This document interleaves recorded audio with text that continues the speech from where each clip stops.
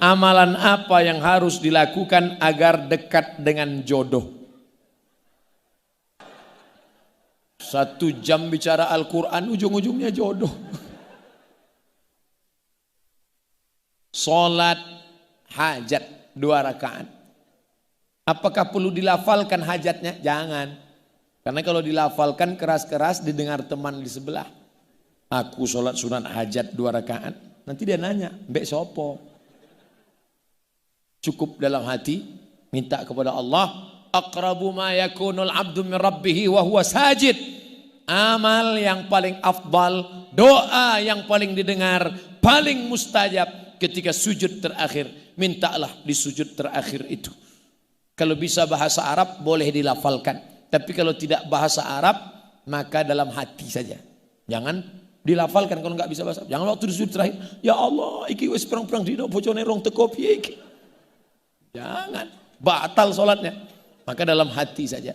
Nah, setelah selesai sholat, berdoa lagi kepada Allah, bertawassul dengan amal soleh. Kita ngadap Allah jangan petantang petenteng, harus bertawassul. Ya ayyuhalladzina amanu, hai orang beriman, ittaqullah, takutlah kepada Allah, wabtaghu ilaihil wasilah, bertawassullah. Tawassul yang paling afdal adalah bertawassul dengan amal soleh. Hadis Sahih Bukhari, 3 orang terjebak dalam gua.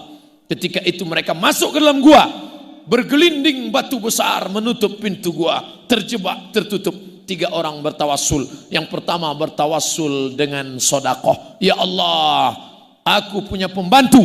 Pembantuku itu belum ambil gajinya. Tiba-tiba dia tidak tahu pergi entah kemana rimbanya. Gajinya ku pegang, tapi dia tidak pulang. Akhirnya kubelikan ke kambing. Kambingnya beranak pinak. Setelah itu kambingnya banyak. Tak lama dia pulang. Aku panggil pembantuku itu. Hai pembantu, sini. Kenes dulu pembantu.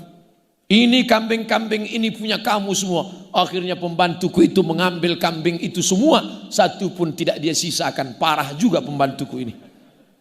Kalau memang ini amal soleh, aku bisa bertawassul dengan ini. Bukakan pintu gua ini ya Allah. Terbuka pintu gua.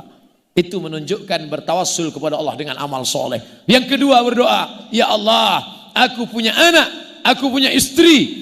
Tapi ketika pulang aku bawa 1 susu kambing. Anakku menangis lapar, tidak aku beri. Istriku lapar, tidak aku beri. Aku tunggu ibu dan ayahku terbangun, aku berikan susu kepada mereka. Barulah sisanya kepada anak istriku. Kalau baktiku pada orang tua ini bisa kujadikan sebagai tawassul berdoa. Bukakan pintu gua, terbuka pintu gua. Apa artinya?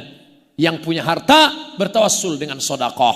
Maka yang mau jodoh bertawassul. Sedekah pada anak yatim, habis itu tawassul. Ya Allah, berkat sedekahku pada anak yatim tadi. Ustaz, saya sudah tawassul dengan sedekah kok enggak datang juga jodohnya. Berapa tadi? 5.000. Ya lama 5.000. 5.000 itu kan WC.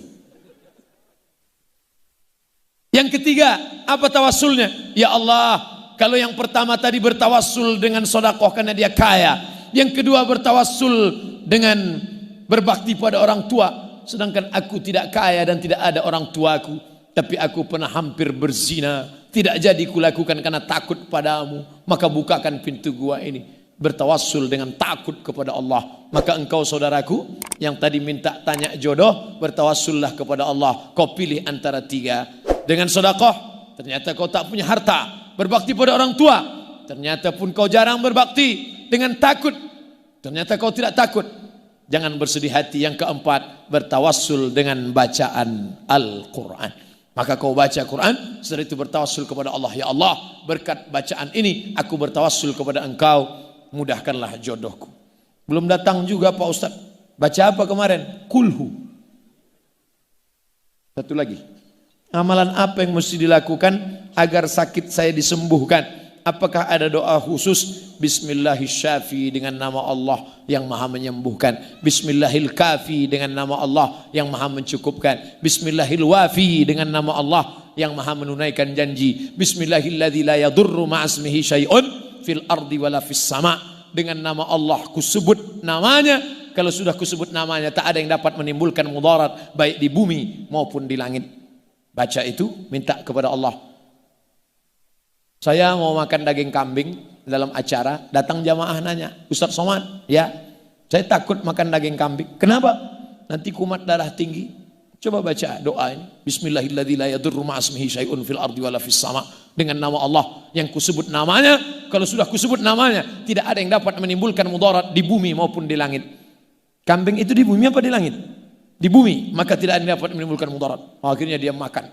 Nanti kalau naik gimana Pak Ustaz? Saya enggak tanggung jawab. Yakin kepada Allah. Berdoa kepada Allah. Makan silakan makan. Kulu makanlah. Wasrobu minumlah. Yang membuat penyakit itu wala tusrifu, jangan berlebih-lebihan. Kalau sakit gimana Pak Ustaz? Pergi ke rumah sakit Karima Utama. Ustaz kok tahu? Saya ceramah di sana tadi.